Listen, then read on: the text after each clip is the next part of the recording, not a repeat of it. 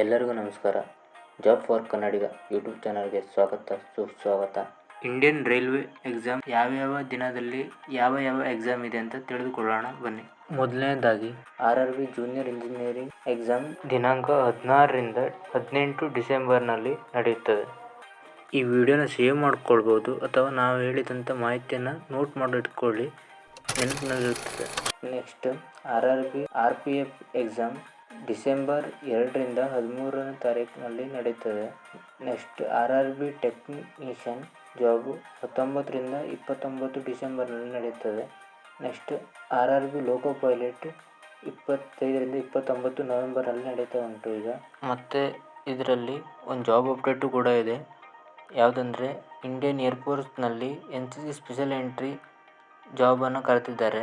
NCC ಯಾರ್ಯಾರು certificate ಉಂಟು ಅವರು ಅಪ್ಲೈ ಮಾಡಿ, ಯಾರು ಮಿಸ್ ಮಾಡ್ಕೊಳ್ಬೇಡಿ ಅಂತ ಹೇಳ್ತೇನೆ. SC ಎಕ್ಸಾಮ್ ಫೆಬ್ರವರಿ ತಿಂಗಳಲ್ಲಿ ನಡೀತಿದೆ, ಪ್ರಿಪೇರ್ ಆಗಿ. ನೆಕ್ಸ್ಟ್ ವಿಡಿಯೋದಲ್ಲಿ ಸಿಗುವ. ಜೈ ಹಿಂದ್, ಎಲ್ಲರಿಗೂ ಒಳ್ಳೆಯದಾಗಲಿ.